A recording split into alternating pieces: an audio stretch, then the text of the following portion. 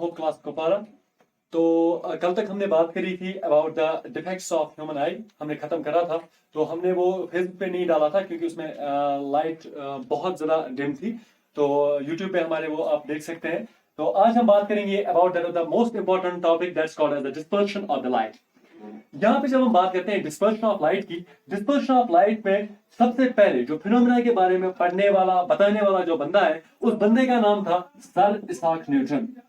Sir Isaac Newton जो था वो आया 1665 में। 1665 में सर इसाक न्यूटन ने इस बात का तारुफ किया, इस बात की पेशनगोई की कि व्हाइट लाइट जो होती है, बोले तो सनलाइट जो होती है, सनलाइट जो होती है it's not a single light. ये सिर्फ एक सिंगल कलर नहीं होता है, इसमें कोई सिंगल कलर नहीं होता है, it's a mixture of 7 colours. ये मिक्सचर होता है 7 कलर्स का।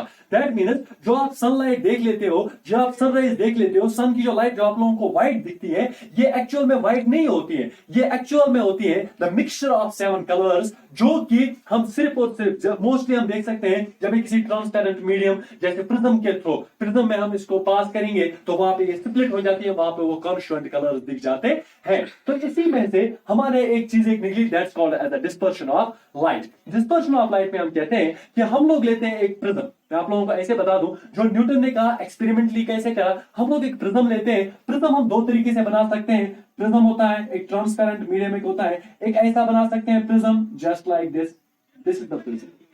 ऐसे भी बना लेते हैं, मोस्ट सिंपल फॉर्म में हम प्रिज्म ऐसे बना लेते हैं, just a triangular transparent medium, that's called as a prism. This is one of the prism जो हम यूज करते हैं मोस्टली। असल में प्रिज्म आप ऐसे भी बना सकते हैं, ऐसे भी बना सकते हैं, there is no problem with this one and that one. अब ये वाला जो है ये सिंपल दिखता है, इसलिए हम ये वाला ज्यादातर बना लेते हैं। तो डिस्पर्शन में क्या हुआ, जो चीज न्यूटन ने कही वही चीज उसने एक्सपेरिमेंटली प्रूव करी। उसने कहा कि अगर हम एक ट्रांसपेरेंट मीडियम एक लेते हैं, this is a transparent medium, what you call as a prism. एक प्रिज्म हम लेते हैं, this is called as a prism. Prism में इसने क्या कहा कि हम लोग एक इंसिडेंट व्हाइट लाइट डालते हैं। जब किसी चीज पे कोई लाइट सोर्स से पड़ जाती है, that's called as incident light. आप लोगों ने पढ़ा हुआ है in the unit light. Light में आप लोगों ने बहुत डिटेल में पढ़ा है, incident ray, reflected ray, reflected ray, इस बारे में पढ़ा है। तो सन जो है, फॉर एग्जांपल हम सन की बात करें या किसी बल्ब की बात करें, किसी भी चीज की, यहां से आती है एक व्हाइट लाइट आती है, यहां से वो पड़ जाती है incident to that of the surface of that of the prism. ये पड़ी प्रिज्म की सरफेस पे। तो जब ये प्रिज्म पे पड़ जाते हैं कोई एंगल बना के, तो यहां से क्या होता है, यहां से ये 7 कलर्स में स्प्लिट हो जाती हैं। This are 2, this is 3, 4, 5, 6 and 7। ये हो गए 7 कलर्स। इन 7 कलर्स को हम डिजिग्नेट करते हैं by the what you call abbreviation with गैर। वी हो गया ये, तो वी ऊपर आता है रेड, ये बात ध्यान में रख लो आप लोग। यहां से आता है रेड, यहां से आता है आप लोगों का what you call as the violet. मैं आप लोगों को बिल्कुल डिटेल में बता दूं, ऐसे नहीं, मैं आप लोगों को ऐसे बता दूं। असल में आप लोग एक प्रिज्म एक लेंगे जस्ट लाइक दिस।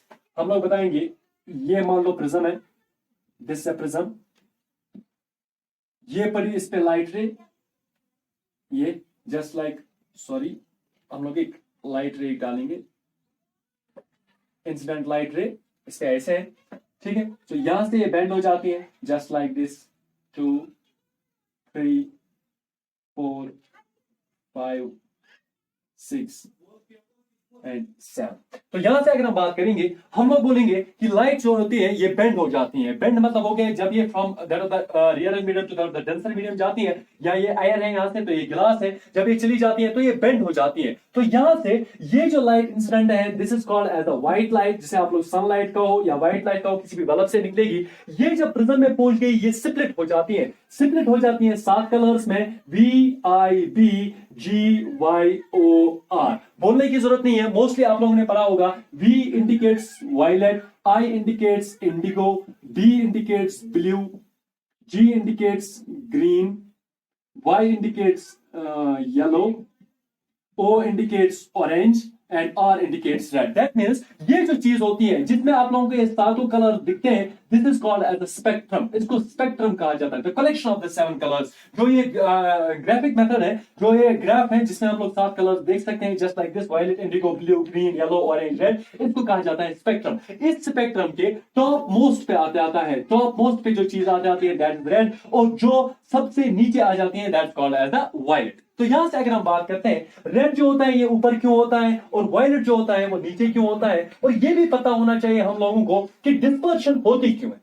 डिस्पर्शन इसलिए होती है क्योंकि जो ये 7 कलर्स होते हैं, इनकी जो एंगल ऑफ रिफ्रैक्शन होती है, I am not saying of angle of reflection, मैं बात कर रहा हूं एंगल ऑफ रिफ्रैक्शन की। Angle of refraction her colour की डिफरेंट होती है, दैट मीन्स हर कलर की जब एंगल ऑफ रिफ्रैक्शन डिफरेंट होगी तो डिविएट वो according to that of the angle of reflection होगी, जिसका जैसा एंगल उसकी वैसी रिफ्रैक्शन। दैट मीन्स रेड जो होता है, रेड की अगर हम बात करें, इसका एंगल ऑफ डिविएशन कम है। रेड की फॉर एग्जाम्पल मैं आप लोगों को कहूं, अगर ये फॉर एग्जाम्पल इसकी एक्चुअल पाथ ये है, this is the actual path of this रे, फॉर एग्जाम्पल मैं आप लोगों को एक्चुअल पाथ दिखा दूं इसकी, ये जो डॉटेड लाइन है ये दिखाती है एक्चुअल पाथ, और ये वाली सारी है रिफ्रैक्टेड पाथ्स और रिफ्रैक्टेड रेज है। फॉर एग्जाम्पल मैं आप लोगों को यहां से कहूं, रेड जो होता है, रेड में एंगल ऑफ रिफ्रैक्शन कम है या एंगल ऑफ डिविएशन कम है, तो इसका मतलब है एक्चुअल पाथ और इसमें एंगल ऑफ डिविएशन जो है वो कम बनता है, इसलिए रेड जो रहता है वो ऊपर होता है। लेकिन अगर हम वायलेट की बात करें, वायलेट में एंगल ऑफ रिफ्रैक्शन बहुत ज्यादा होता है या एंगल ऑफ डिविएशन बहुत ज्यादा होता है, इसलिए एक्चुअल पाथ और वायलेट में जो एंगल बनता है वो बहुत बड़ा बन जाता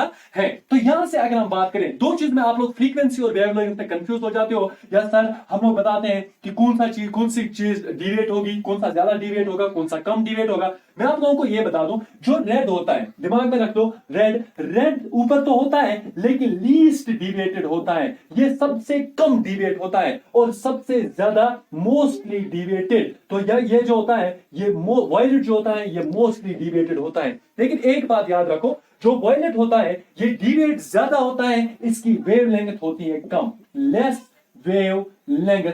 ये जो होता है ये लीस्ट डिविएट होता है, तो इसमें वेवलेंथ होता है ज्यादा, मोर वेव लेंथ। या यूं भी कह सकते हैं दैट एंगल ऑफ डिविएशन, जो एंगल ऑफ डिविएशन है that is inversely proportional to that of the wavelength. दिखाते हैं लैम्डा से, तो इसका मतलब है angle of deviation inversely proportional, उल्टा, दैट मींस जिसका एंगल ऑफ डिविएशन कम है उसकी वेवलेंथ ज्यादा है। रेड की एंगल ऑफ डिविएशन कम है और वेवलेंथ क्या है बेटा, ज्यादा है, और जो वायलेट है उसकी एंगल ऑफ डिविएशन ज्यादा है, ये एंगल ऑफ डिविएशन सबसे ज्यादा है लेकिन लेस वेवलेंथ है। That is the phenomena of the dispersion of the light. तो अगर हम बात करते हैं यहां से जो बेस्ट फिनोमिना आप लोग देख लेते हो, जो डिस्पर्शन ऑफ लाइट है, अगर हम वर्बली इस चीज में बात करें, वर्बली मैं आप लोगों को बता दूं डिस्पर्शन ऑफ लाइट क्या होती है। डिस्पर्शन ऑफ लाइट हम कहते हैं it's the splitting of the white light into that of the constituent 7 colours, 7 colours में इसका टूट जाना। कॉन्स्टिट्यूएंट दैट मींस जिन कलर से ये बनी हुई है उन्हीं कलर्स में टूट जाती है। When the light passes through a transparent medium, जब लाइट एक ट्रांसपेरेंट मीडियम जैसे फॉर एग्जांपल हमारे पास प्रिज्म होता है, इसके थ्रू पास हो जाती है और ये 7 कलर्स में क्या होती है, स्प्लिट हो जाती है। न्यूटन ने और एक चीज भी कही, उसने कहा जो ये स्प्लिटिंग होती है, क्या हम इससे आगे व्हाइट लाइट वापस बना सकते हैं? बिल्कुल बना सकते हैं। न्यूटन ने और एक फिनोमिना दिया that is called as the recombination, उसको रिकम्बिनेशन कहा जाता है। इसने रिकम्बिनेशन में क्या किया, रिकम्बिनेशन में न्यूटन ने लिया एक प्रिज्म, ये है प्रिज्म, जब प्रिज्म में क्या पड़ती है, सबसे पहले incident ray what you called as a white light, तो ये स्प्लिट हो जाती है 7 कलर्स में। ये हो गए फॉर एग्जांपल, हम लोग यहां से बात करेंगे for example just like this, ऐसे ये होती है स्प्लिटिंग, 2 दिस इज 3 4 5 6 और 7। न्यूटन ने कहा that this one is called, this phenomena is called as a dispersion. जब व्हाइट लाइट जो होगी ये कन्वर्ट हो जाएगी या स्प्लिट हो जाएगी इनटू इट्स कॉन्स्टिट्यूएंट 7 कलर्स में, this is B I D G Y O and R, इसके 7 कलर्स में स्प्लिट हो जाएगी, तो डिस्पर्शन है। तो इसने कहा क्या इनको कंबाइन वापस कर सकते हैं? पहले किया स्प्लिट क्योंकि प्रिज्म जो था, प्रिज्म ने अपना काम कर दिया, लेकिन यहां से हम लोगों ने क्या किया, एक उल्टा प्रिज्म ले लिया। जब हम लोगों ने एक उल्टा प्रिज्म ले लिया, उल्टे प्रिज्म, इसका मतलब है काम भी होगा उल्टा। पहले लाइट रे एक थी, इसके 7 कलर्स में टूट गई क्योंकि प्रिज्म जो था इट वाज इरेक्ट। अब प्रिज्म को हमने इन्वर्ट किया तो ये 7 कलर्स आपस में मिल जाते हैं, ऐसे मिल जाते हैं just like this, sorry it's like this, यहां से ऐसे ऐसे। तो यहां से अगर हम बात करते हैं, ये वाला जो था इरेक्ट प्रिज्म ने व्हाइट लाइट को स्प्लिट किया 7 कलर्स में, लेकिन इन्वर्टेड प्रिज्म ने क्या किया, इसने उनके 7 कलर्स को कंबाइन करके वापस दे दिया व्हाइट लाइट। तो हम लोग यहां से बता सकते हैं that light was travelling from iron to glass, for example, this formula that of the glass, and from glass to air back. That means from rarer to denser, from denser to rarer. जब rarer से denser में आ गई तो air to glass, तो ये split हो गई, लेकिन जब glass से वापस निकल गई तो ये recombine होके आगे निकल गई। That's all about that of the recombination. The most important natural phenomena that is related to that of the dispersion of light. Dispersion of light के साथ जो phenomena dispersion of light के का जो फिनोमेना हम नेचर में देख लेते हैं, that's called as a rain. Rainbow जो होता है, आप लोगों में से हर किसी ने देखा होगा, आप लोगों ने एक कर्व्ड शेप का होता है, एक्चुअल में कर्व्ड शेप का नहीं होता है, दैट्स होल सर्कुलर। अब हमें थोड़ा कर्व्ड दिखता है, दैट्स ऑल। तो लेकिन रेनबो जो होता है, तो हम कहते हैं रेनबो होता क्या, अगर हम डेफिनेशन में कहें, हम कहेंगे एन आर्क ऑफ 7 कलर्स, एक आर्क 7 कलर्स की formed after dispersion of sunlight. जब सनलाइट की डिस्पर्शन होगी, डिस्पर्शन लेकिन किस वजह से होगी, फॉर एग्जाम्पल मैं आप लोगों को ऐसे बता दूं, आप लोगों ने कभी देखा होगा पहले बारिश पड़ती है, उसके बाद धूप निकलती है, तो बारिश की कुछ बूंदे, बारिश के कुछ ड्रॉप्स जो होते हैं, हमारे पास बारिश के कुछ ड्रॉप्स जो होते हैं वो एयर में प्रेजेंट रहते हैं। जब वो एटमॉस्फेयर में प्रेजेंट रह गए तो वो जो बारिश के ड्रॉप्स होते हैं, फॉर एग्जाम्पल ये ले लो आप लोग, फॉर एग्जाम्पल ये एक बारिश का एक ड्रॉप है, मैं आप यहाँ पे एक बड़ा ड्रॉप बना लूंगा, ये एटमॉस्फेयर में प्रेजेंट है, तो ये एक्ट करता है एज प्रिज्म। तो जब इसने एक्ट किया एज प्रिज्म, प्रिज्म का काम ही है to split white light into that of the 7 colours, 7 colours में स्प्लिट करना व्हाइट लाइट को। तो इसका मतलब है जब व्हाइट लाइट इस पे पड़ जाती है, सनलाइट जब इस पे पड़ जाती है, तो ये टूट जाती है 7 कलर्स में, ऐसे टूट जाती है 7 कलर्स में, ये हो गया जस्ट लाइक दिस। तो यहां से जब ये 7 कलर्स में टूट गई, तो समझ लेना हम लोग बात करते हैं 7 कलर्स की बात करते हैं, तो आप लोगों को पता ही है, तो इस फिनोमेना को कहते हैं डिस्पर्शन। लेकिन बेटा यहां पे आप लोग रेनबो नहीं देख सकते कि इस पे ये लाइट पड़ी 7 कलर्स में टूट गई तो हम लोग रेनबो देख लेंगे, नहीं।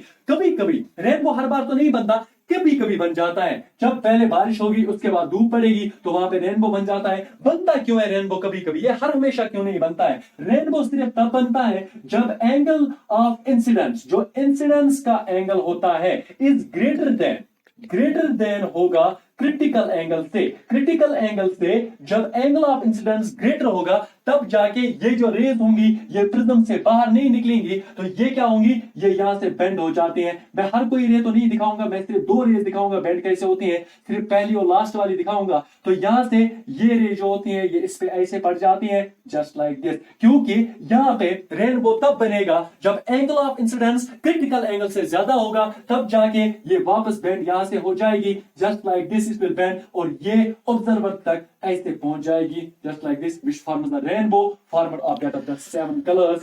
ये जो रेनबो होता है ये बना होता है जिसमें विजिबल 7 कलर्स होते हैं। ये असल में सर्कुलर होता है, it's not just like an arc, ये बिल्कुल सर्कुलर होता है, लेकिन हमें सिर्फ एक आर्क एक दिखती है, सिर्फ एक आर्क। लेकिन आप लोग रेनबो सिर्फ तब देख सकते हैं जब जहां से आप रेनबो देख रहे हो तो सन जो होना चाहिए ये आपके पीछे होना चाहिए, न कि आपके आगे। ऐसे आप लोग अगर ऐसे देखोगे रेनबो को जस्ट लाइक दिस, अगर आप लोग इस तरह से रेनबो को देखोगे आप लोग नहीं देख सकते। इसलिए नहीं देख सकते क्योंकि ब्राइटनेस ऑफ सन इतनी होती है, सन की जो ग्लेयर होती है उसमें रेनबो की जो विजिबिलिटी है वो खत्म हो जाएगी, आप लोग रेनबो को नहीं देख सकते। इसका मतलब है रेनबो को देखने के लिए आपका जो सन होगा वो पीछे होना चाहिए, तब जाके आप लोगों को रेनबो ऐसे दिखेगा। लेकिन यहां से जो फिनोमिना होता है, रेनबो को बनाने के लिए सिर्फ डिस्पर्शन नहीं लगता, यहां पे एक और फिनोमिना आ जाता है, ये वाला, that is called as the total internal reflection. Total internal reflection यहां पे हो जाती है, यहां पे रिफ्रैक्शन होगी